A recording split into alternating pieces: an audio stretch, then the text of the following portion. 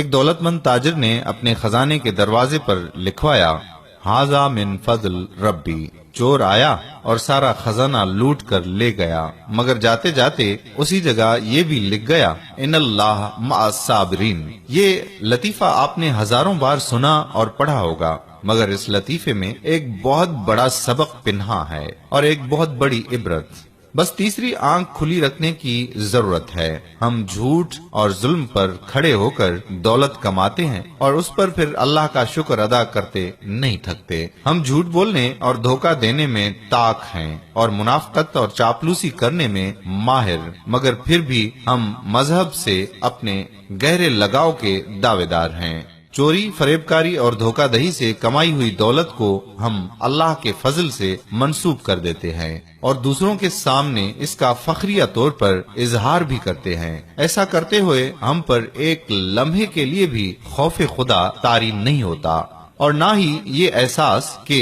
اللہ نے اپنی رسی ڈھیلی کر دی ہے اور وہ ہم کو آزما رہا ہے۔ ترقی اور کامیابی کے حصول کے لیے دوڑنے والے ہم جیسے لوگوں کو اس طرح کی باتیں سوچنے کی فرصت ہی کہاں ہے، مگر آج بھی ہم کہیں نہ کہیں مذہبی ہیں، گو کہ یہ مذہبیت شعور سے خالی ہے، بے جان ہے، بے روح ہے، کھوکھلی ہے اور روایت کے دھاگے میں بندھی ہوئی ہمارے ہاتھوں میں آ پہنچی ہے۔ ظاہر ہے کہ اللہ کے فضل سے کسے انکار ہوگا، مگر کیا اللہ کا فضل ایسی دولت پر بھی ہو سکتا ہے جو 2 نمبر سے کمائی گئی ہو اور بھائیوں، رشتہ داروں اور کمزوروں کا حق مار کر حاصل کی گئی ہو؟ ہماری بہت زیادہ شہرت ہو جائے اور ہمارے تعلقات بڑے بڑے لوگوں سے ہو جائیں، اگرچہ یہ تعلقات چاپلوسی پر منحصر ہوں، مگر اس میں بھی ہمیں اللہ کا فضل ہی نظر آتا ہے اور بڑے فخریہ طور پر نظر آتا ہے۔ اس سے برخلاف وہ لوگ جو صحیح معنوں میں اللہ کے بندے ہیں، مخلص ہیں، کھرے ہیں، نکھرے ہیں، سچے اور پکے مسلمان ہیں،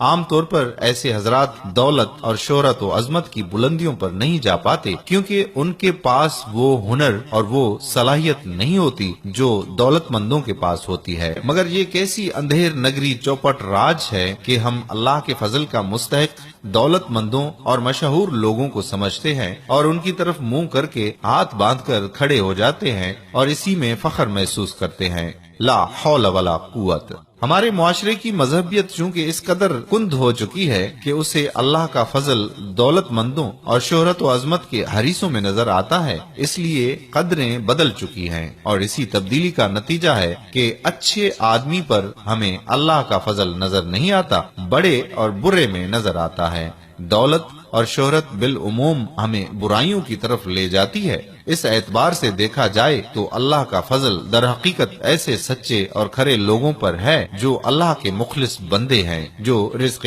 حلال کماتے ہیں، جو اپنے اہل خانہ اور پڑوسیوں کا حسب بساط خیال رکھتے ہیں اور جو کبھی بھی غیر قانونی، غیر شرعی اور غیر فطری کام نہیں کرتے، مگر ہمارے معاشرے میں الٹی ہی گنگا بہ رہی ہے اور ہم اس گنگا میں ہاتھ دھونے کو ہی سب سے بڑا کمال، سب سے بڑی عظمت اور اللہ کا فضل سمجھتے ہیں اور جھوٹوں، مکاروں، دغابازوں، فریبیوں، باطنوں اور ستمگروں کو اللہ کے فضل کا مستحق گردانتے ہیں۔ معاشرے کے اس مذہبی منظر نامے میں اب ہمارے کرنے کا کام یہ ہے کہ ہم اپنے عوام کی فکری اصلاح کریں اور انہیں بتائیں کہ اللہ کے فضل کا مطلب کیا ہوتا ہے اور اس کا حقیقی اطلاق کن لوگوں پر ہوتا ہے۔ عوام کو ہمیں یہ بھی بتانا چاہیے کہ دور حاضر الفاظ کی توہین کا زمانہ ہے، الفاظ کی ذلت کا زمانہ ہے اور الفاظ کے اغوا کا زمانہ ہے۔